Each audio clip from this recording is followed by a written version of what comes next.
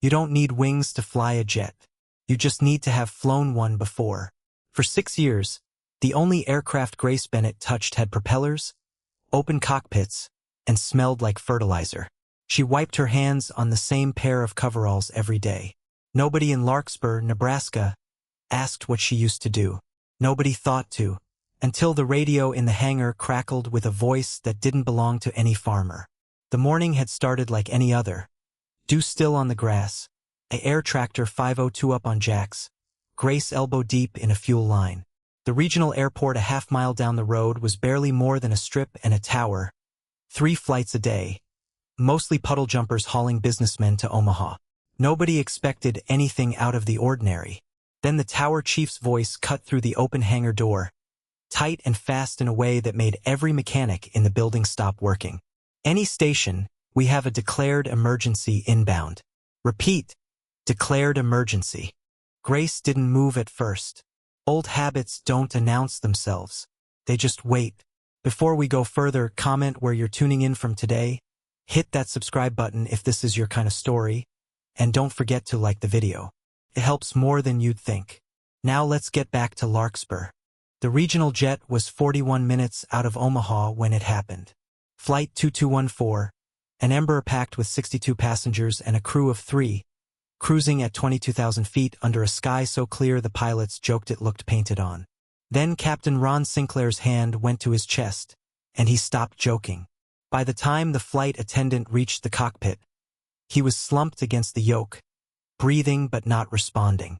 First Officer Kevin Doyle had 1,100 hours, most of them in the right seat, most of them uneventful. He had never flown solo above 10,000 feet, let alone with a hydraulic system suddenly bleeding pressure and a captain who couldn't speak. Omaha Center, Flight 2214, declaring an emergency. My captain is down. I need... His voice cracked. I need vectors and I need somebody who can talk me through a hydraulic failure. Now. Omaha Center scrambled. Company dispatch scrambled. But the nearest tower with a working frequency and a runway long enough to take an Embraer was Larkspur, a strip that mostly saw crop dusters and the occasional skydiving Cessna. Frank Mitchell, Larkspur's tower chief for 19 years, picked up the handset with hands that hadn't shaken like this since he was 26. Flight 2214, Larkspur Tower, we copy your emergency. Be advised, we are not equipped for airliner traffic advisory. Say again your indications. Doyle's voice came back thin and fast. Partial hydraulic, degraded flight controls. I don't have anyone qualified to talk me through this. Frank looked out the tower glass toward the hangar a half-mile off. And for reasons he couldn't explain yet, his eyes landed on the mechanic wiping grease off her hands. Grace had heard the words hydraulic failure through an open hangar door 100 times in her life. It had never once made her stomach drop the way it did now.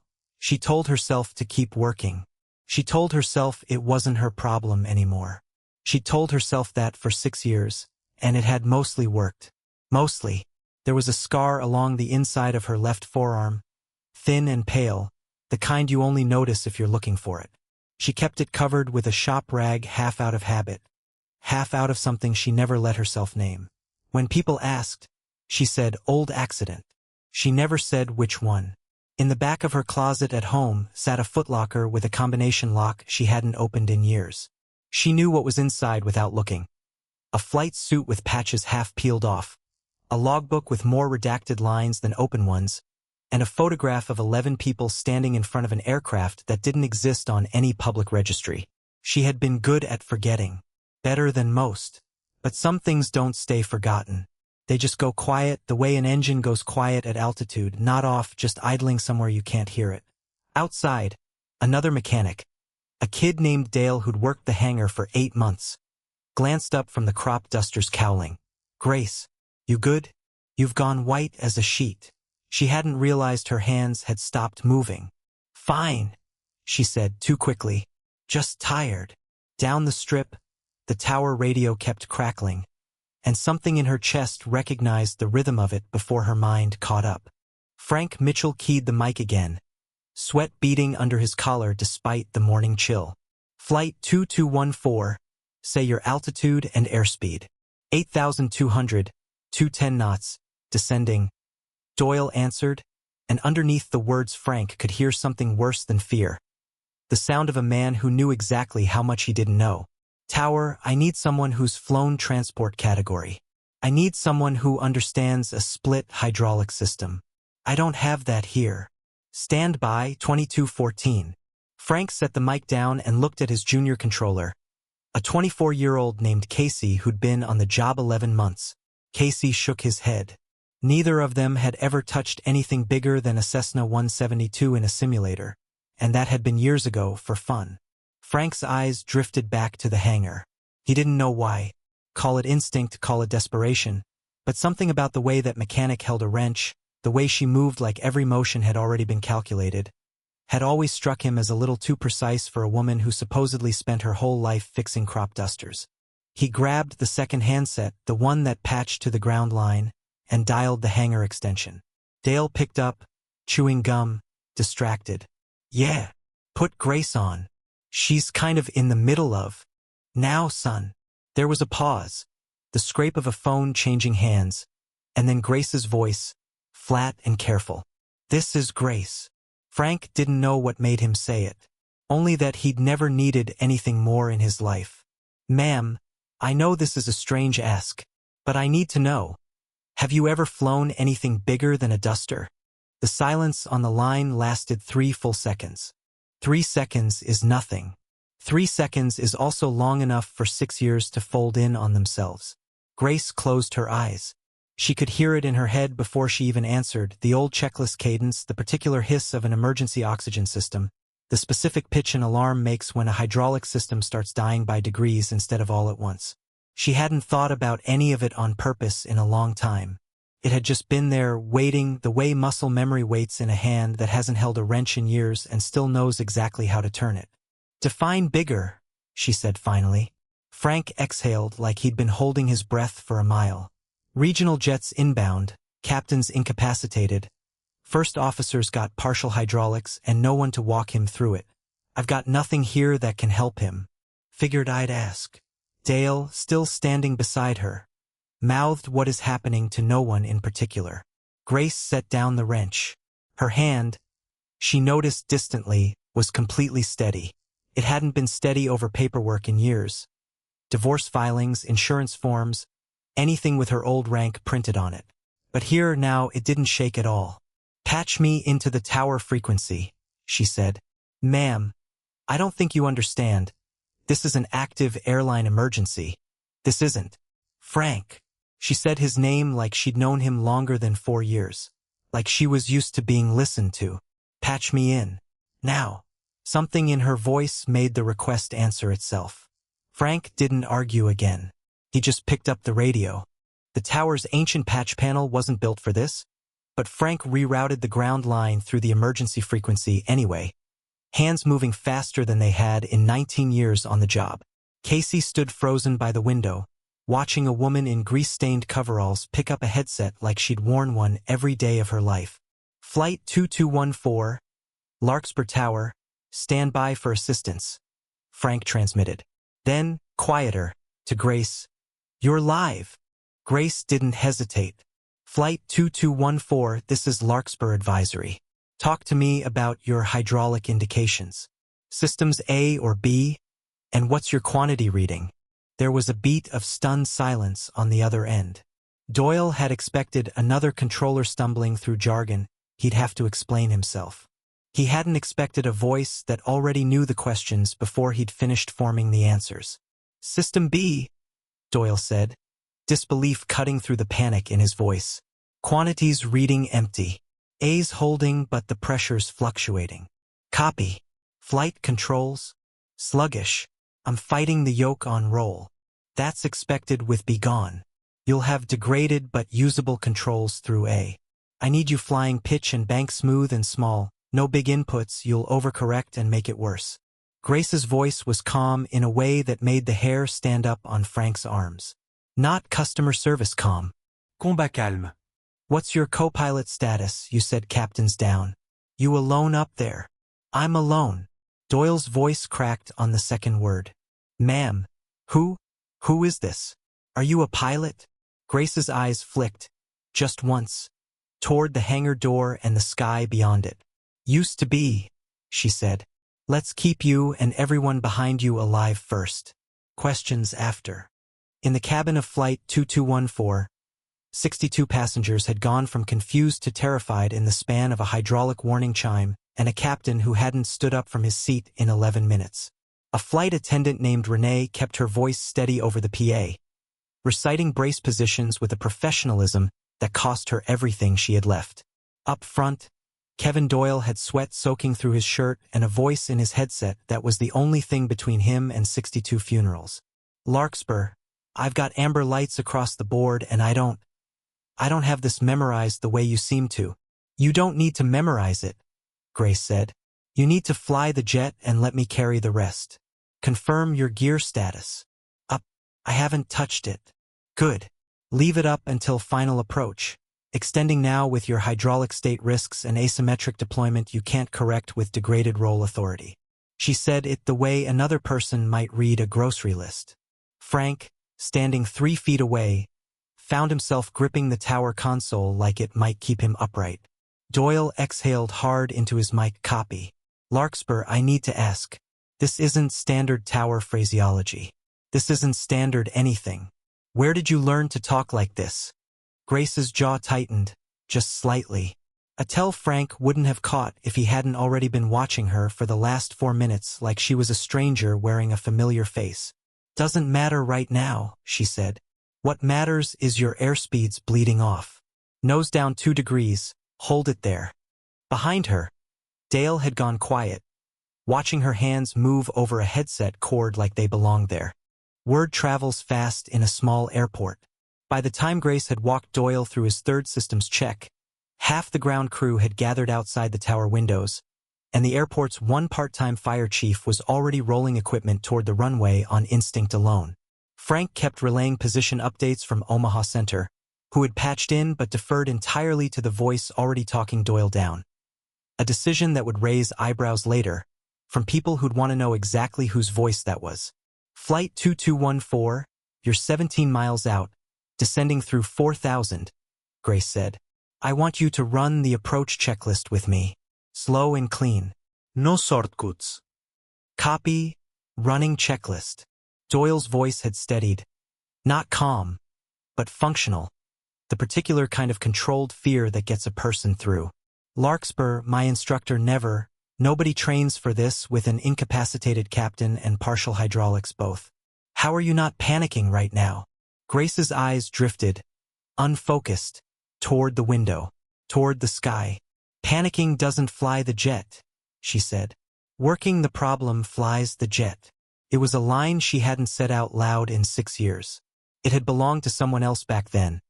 A name, a patch, a call sign stitched onto a flight suit locked in a footlocker she hadn't opened since the funeral. She felt it rise up in her throat before she could stop it. Muscle memory older than caution. Frank, watching her face, saw something pass over it he couldn't name. Grief, maybe, or homesickness for a version of herself she'd buried on purpose.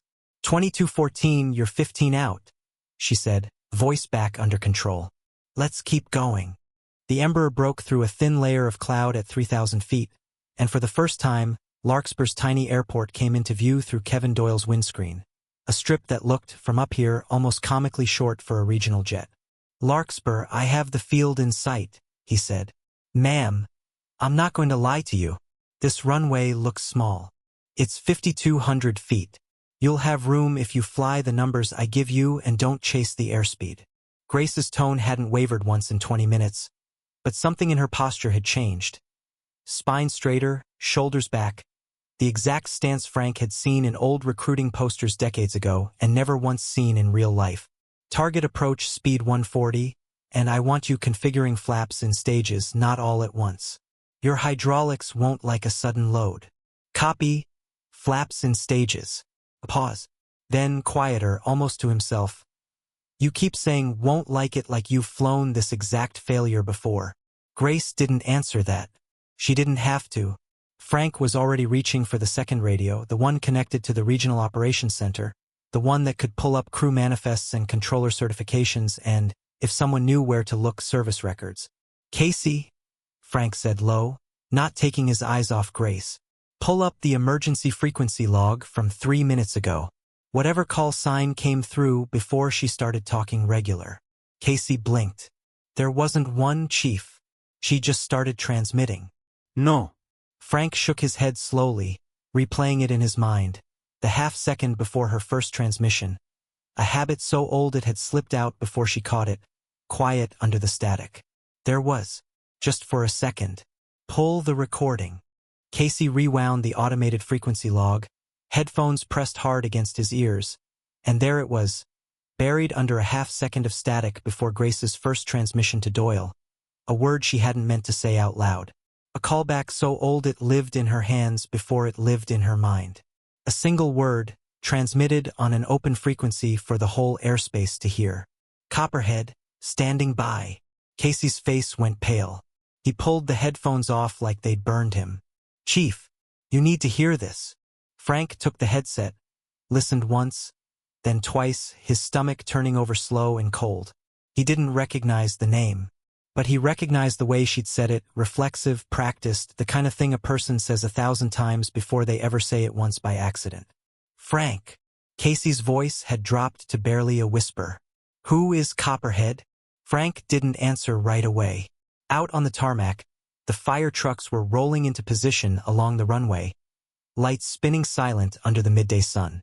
Inside the tower, Grace kept talking Kevin Doyle through his final approach checklist in a voice that hadn't cracked once. Steady, clinical, certain in a way that had nothing to do with 6 years of fixing crop dusters. Casey ran the name through the only database he had access to, an old, half-forgotten registry of retired military call signs that the tower kept for identifying stray traffic near training corridors. It wasn't supposed to have civilian search access. It did anyway. One result populated, then froze on the screen, waiting for a click that would open it. Frank's hand hovered over the mouse. Outside the glass, still calm, still steady, still holding 62 strangers' lives in her voice alone. Grace said, 2214, you're 3 miles out. Gear down. Let's bring you home. Frank clicked it. The screen filled with a single record, most of it redacted in thick black bars, standard for anything touching classified airframes. But enough remained visible to stop his breath in his chest. Call sign, Copperhead. Branch, U.S. Air Force. Airframe, F-16C Fighting Falcon. Status, redacted. Combat hours, redacted. Notable, redacted. Sole survivor, redacted incident. No name, no photo. Just a call sign and a wall of black bars that told him less than nothing and somehow everything at once. Casey stared at the screen like it might rearrange itself into something that made sense. That's not a crop duster mechanics file, Chief. No, Frank said quietly. It's not. Out on the runway threshold, Doyle's voice came through again, thinner now with the runway growing large in his windscreen. Larkspur, gears down, 3 green. Flaps at 30. Airspeed 142. Good, Grace said. Hold that. You're doing exactly right. Frank looked at her. Really looked, past the coveralls and the grease and the ponytail pulled through a ball cap, and for the first time noticed the way she stood, weight-balanced, eyes tracking something in the sky only she could fully read. Not a mechanic watching a jet. A pilot watching a student. He set the mouse down without opening the redacted incident file. Some things, he understood suddenly, weren't his to open. Not yet. Maybe not ever. Casey, he said. Not a word. Not until she's ready. Casey nodded, though his hands were still shaking. Outside, 62 lives kept falling toward a 5,200-foot runway at 142 knots. 2214, you're at 200 feet, on centerline, Grace said. Airspeed's good. Don't flare early. Degraded hydraulics means your pitch response is going to feel heavier than you expect on the roundout. Let the jet settle. Don't force it. Copy. Don't force it. Doyle's breathing was audible now, ragged over the open mic, but his hands, Grace could hear it in the small, controlled corrections he was making, had found some kind of rhythm. Fear focused into function. 100 feet. I see it. I see the runway. His voice caught. Larkspur. I've got a roll tendency, right? Fighting it. That system be talking. Counter its smooth, small inputs. You're not wrestling an alligator, you're leaning on a door that sticks. Small and steady. Frank realized he wasn't breathing either. Around the tower windows, the ground crew had gone dead silent, all eyes on the shape growing larger against the pale sky. A regional jet holding a crooked, fighting line toward a runway that had never in its history taken anything bigger than a King Air. 50 feet, Grace said. You're drifting left of centerline. Correct right. Gently. Correcting. Good. Hold that. 20 feet. Idle power. Let it settle. Don't rush the flare. The Ember's main gear kissed the runway hard but true. A bounce. A settle. The nose gear dropping a half-second later than textbook but nowhere near catastrophic. Doyle's voice came through in something between a sob and a shout. Down. We're down, we're down. Reverse thrust. Easy on the brakes, you've got runway, Grace said. Calm as still water. Though Frank would swear later he saw her hand tighten once. Hard, around the edge of the console before releasing. The jet rolled to a stop with 1,100 feet of runway to spare. For 3 full seconds, nobody in the tower moved. Then the room exploded. Casey shouting something incoherent. Ground crew outside pumping fists in the air. The fire chief's truck lurching into motion toward the stopped aircraft in case it was still needed. Grace set the headset down slowly, like it weighed more than it had 5 minutes ago. Her hands, Frank noticed, were shaking now. Just slightly. Just now that it was over. 2214 Larkspur ground, you are down safe. Frank managed into his own mic, voice thick. Emergency crews are approaching your position. Doyle's response came through broken, half laughing, half crying. The particular sound of a man who has just watched his own life continue past a point he'd quietly said goodbye to. Copy, Larkspur. Copy. Pause, breath ragged. Whoever that was on the radio, I don't know your name. I don't know how you knew half of what you knew, but you saved 62 people today. All of them. Every single one. Grace didn't respond right away. She was looking out the tower window at the jet sitting crooked but whole on the runway, steam or smoke or heat shimmer rising faintly off one wing in the midday sun. Frank found himself watching her instead of the aircraft. Ma'am, he said quietly. Not on the radio now, just to her. Copperhead. Grace's whole body went still. She hadn't heard that word spoken aloud, by another human being, in 6 years. She turned slowly, and for a moment Frank saw something in her face he hadn't expected. Not pride, not vindication.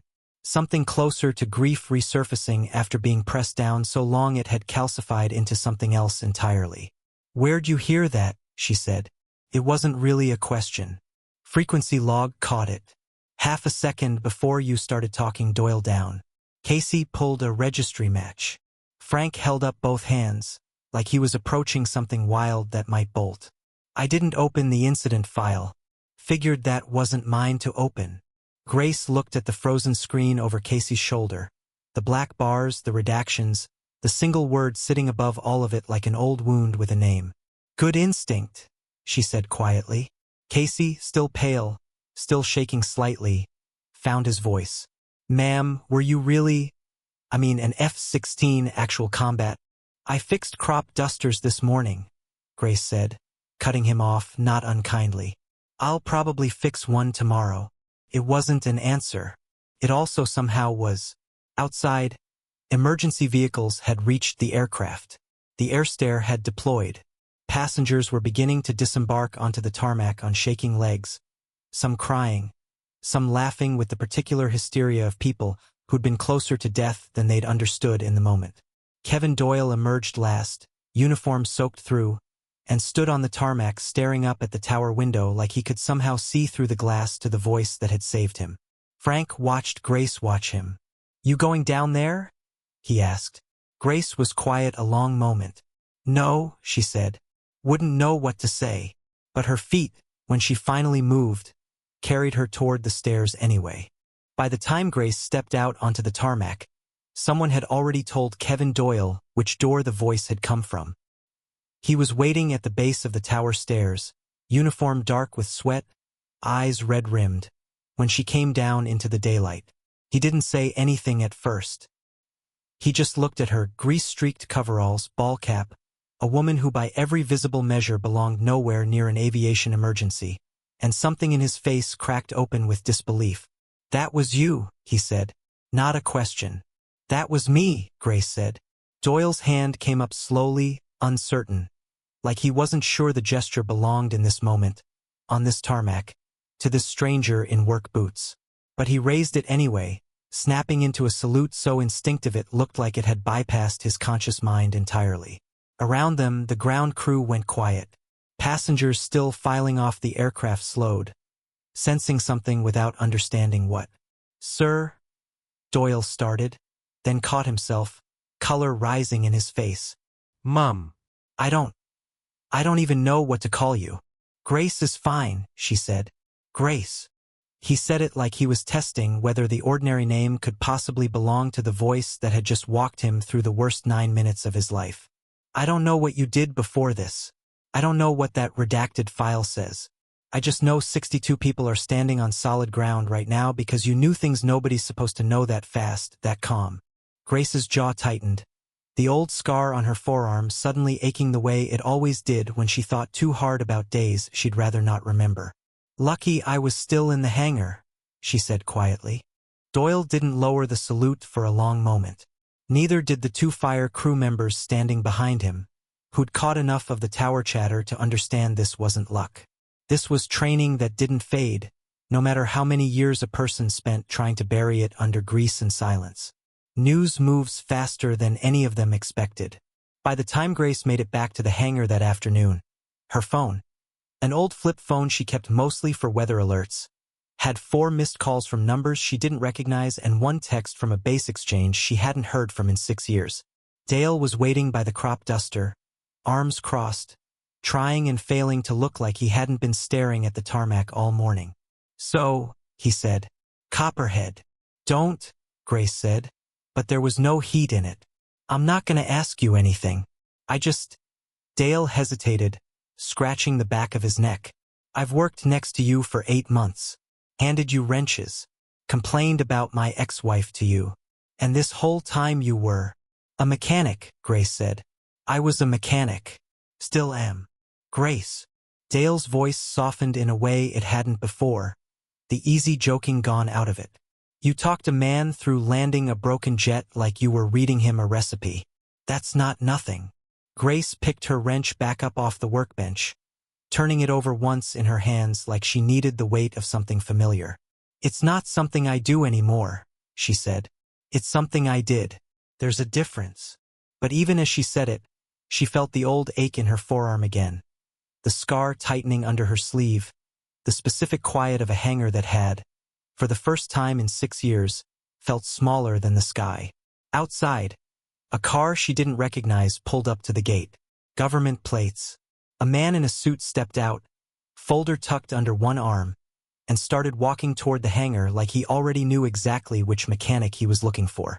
His name was Colonel Doug Hoffman, retired, now working liaison for an incident review board that hadn't expected to hear the word Copperhead again outside of a sealed file. He didn't salute. He didn't need to. He just stood in the hangar doorway, looking at Grace the way a man looks at a photograph he'd assumed was the last image he'd ever have of someone. "Captain Bennett," he said quietly.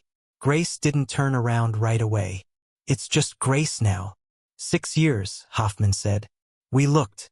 After the incident, after the board closed the file, some of us looked off the record because the official story never sat right with half the squadron. You disappeared so clean we figured you didn't want to be found. I didn't. And now every regional news outlet in 3 states is asking who talked Flight 2214 down, and a frequency log with your call sign on it just got flagged by a system that isn't supposed to have civilian pickup." Hoffman held up the folder, not opening it. "This is going to get loud, Grace, whether you want it to or not." Grace set the wrench down for the second time that day. Her eyes drifted, briefly, toward the footlocker she knew was still sitting in her closet at home. Combination lock untouched, patches half peeled, a photograph of 11 people standing in front of an aircraft that officially never existed. 10 of those 11 weren't standing anywhere anymore. "I'm not doing interviews," she said. "I'm not here for an interview." Hoffman's voice gentled, just slightly. "I'm here because the board wants to finally close your file the right way. Because 62 people are alive today who wouldn't be if you hadn't remembered what you spent 6 years trying to forget." That evening, Larkspur's airport held an impromptu ceremony that nobody had planned, and everybody showed up for: ground crew, the volunteer fire department, half of Doyle's flight crew who'd stayed behind rather than catching a replacement aircraft, Frank and Casey still in their tower uniforms, and Kevin Doyle himself, freshly showered but still visibly shaken, standing at the front of a small crowd gathered on the tarmac as the sun dropped gold and heavy toward the horizon. Grace hadn't wanted any of it. She'd come anyway, coveralls swapped for a plain jacket, standing slightly apart from the crowd like she still wasn't sure she belonged inside it. Doyle found her first. "I looked up what I could," he said quietly, just between them. "Most of it's still redacted, but I found enough. F-16 Squadron, 6 years ago, a joint exercise that turned into something nobody talks about on the record. 11 pilots went up. 1 came back." Grace's face didn't change, but something in her stillness did. A held breath that had been held for 6 years finally straining at its edges. "I don't need the details," Doyle said before she could answer. "I just need you to know I understand now why you were so calm today. You'd already survived the worst day of your life once. Today wasn't even close." Grace looked at him for a long moment, this stranger she'd talked through 9 minutes that would follow both of them for the rest of their lives. "It was close enough," she said quietly. "For you." Frank approached next, hat in hand, looking younger somehow than he had that morning. Like the weight of 19 years running a sleepy tower had briefly lifted and then settled back down changed. "I owe you an apology," he said. Grace frowned slightly. "For what?" 4 years you've worked the strip next to my tower. Every morning I've watched you fix engines and never once asked what you did before. Never once wondered why a woman who could diagnose a hydraulic fault by sound alone was spending her life on crop dusters." He shook his head slowly. "I had a hero working half a mile from my tower window and I never looked twice." "Wasn't your job to look," Grace said. "Maybe not." Frank held out his hand, and after a moment, Grace took it. "But I'm looking now." Behind him, Dale hovered awkwardly, clearly wanting to say something and not sure how. When Frank stepped back, Dale finally found his words. "I'm not going to make it weird," he said. I handed you a torque wrench this morning and told you to hurry up because I had a date tonight. I feel like an idiot." Despite everything, Grace almost laughed. "You weren't wrong to hurry me. Doesn't change because of what happened later. Still feel like an idiot. You're allowed." The crowd had begun to quiet, the golden light thinning toward dusk, and somewhere near the front, Colonel Hoffman watched the whole scene with the folder still tucked under his arm, unopened, waiting for a moment that wasn't tonight. Kevin Doyle cleared his throat and the tarmac went quiet, 60-some people turning toward him in the fading light. He hadn't planned a speech. He hadn't planned any of this. But standing there, alive because of a stranger's voice on a frequency he'd never expected to need, the words came anyway. 9 minutes ago, well, 9 hours ago now, I thought I was going to die today. I thought I was going to be the reason 62 people didn't make it home." His voice caught, steadied. Instead, a woman in coveralls who fixes crop dusters for a living talked me through a hydraulic failure like she'd done it 1,000 times before.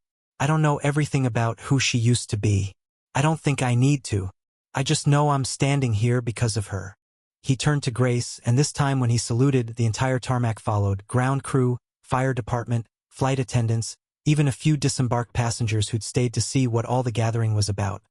None of them entirely sure what they were saluting except that it mattered. Grace stood very still under the weight of it, jaw tight, eyes bright in a way she didn't let show on her face. She had spent 6 years making sure nobody ever looked at her like this again. 6 years learning how to be ordinary, how to be forgettable, how to carry 10 names and 1 surviving conscience without anyone asking why her hands sometimes shook over paperwork and never once over an engine. She raised her hand briefly, in something that wasn't quite a return salute and wasn't quite a wave. Enough. Thank you, she said quietly, to all of them and none of them. Now can somebody help me close up the hangar? I've still got a crop duster to finish before dark. Nobody argued with her. That was, Frank would think later, the most Grace Bennett thing that had happened all day. That after saving 62 lives and having her entire hidden history dragged into the open, she wanted to go finish an oil change. Dale followed her back into the hangar, quieter than usual, watching her work in the half-light of a single hanging bulb while the crowd outside slowly dispersed into the evening. "You're really going to finish that duster tonight?" he said. "Not really a question. Owner needs it for first light tomorrow. Crops don't care what kind of day I had." Dale handed her a socket without being asked. The first time in 8 months he'd anticipated what she needed before she said it. "For what it's worth," he said, "I don't think less of you for not telling us. I think I get it now. Better than I did this morning, anyway." Grace didn't look up from the engine. Some things you carry easier if nobody's looking at them. And now everybody's looking. Yeah. A faint, tired almost smile. That part one haven't figured out yet.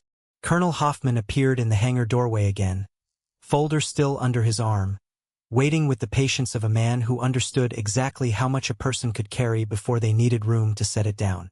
"I'll come by tomorrow," he said. "When you're ready. No rush tonight."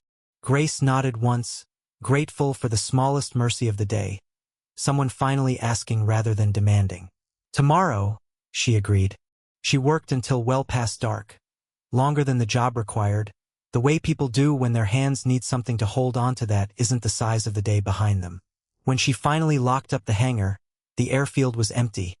The regional jet long since towed to a maintenance apron, floodlights humming over an otherwise silent tarmac.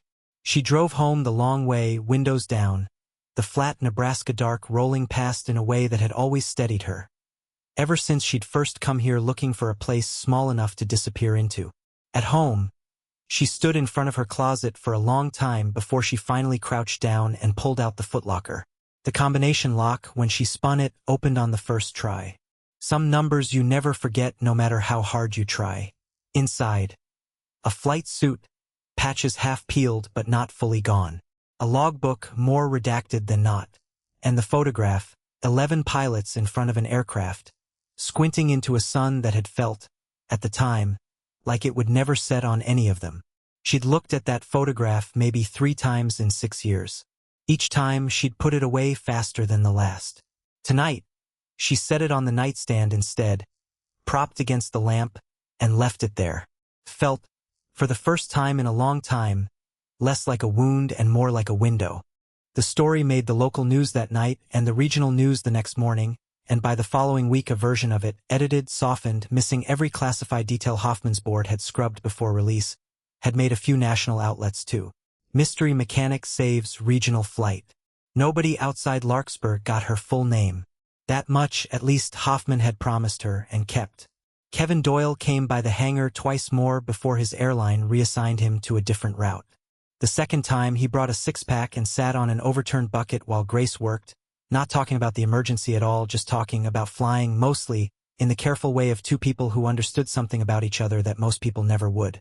"You ever think about going back?" he asked on his last visit. "Not combat, just flying. Something." Grace considered the question longer than she expected to. "Maybe," she said. "Not today." "Fair enough." Doyle stood, offered his hand instead of a salute this time, which felt right to both of them.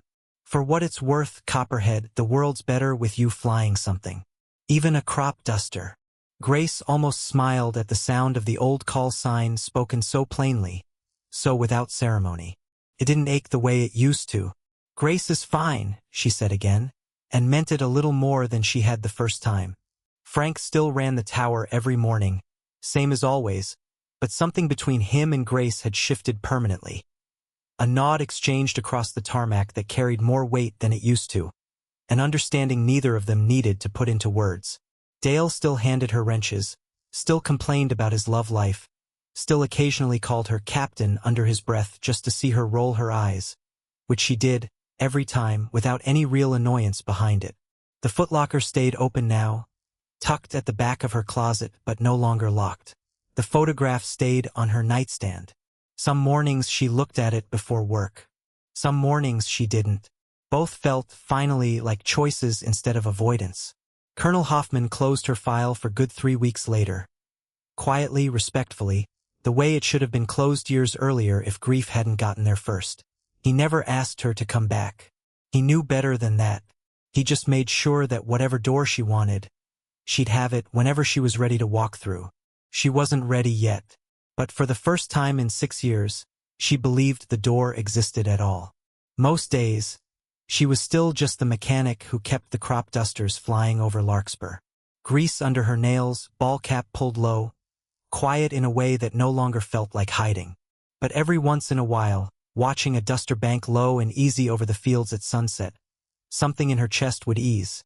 The particular, familiar ache of a pilot watching the sky, and knowing, quietly, that it still knew her name. Nobody in Larkspur ever heard the full story. Doyle never told it. Frank never told it. Even Dale, who loved to talk, kept the parts that weren't his to share locked up tighter than Grace's old footlocker ever was. But every now and then, when a jet passes low overhead on approach into the little regional strip, the ground crew glances toward the hangar out of habit. Toward the mechanic in grease-streaked coveralls who fixes crop dusters for a living and once, for 9 impossible minutes, remembered exactly who she used to be. If this story hit you the way it hit me writing it, do me a favor, hit that like button, and drop a comment telling me what you think Grace does next. Does she ever fly again? Would you have trusted a stranger's voice on the radio the way Kevin Doyle did? And if you haven't already, subscribe. There are a lot more hidden heroes out there with stories just like this one still waiting to be told.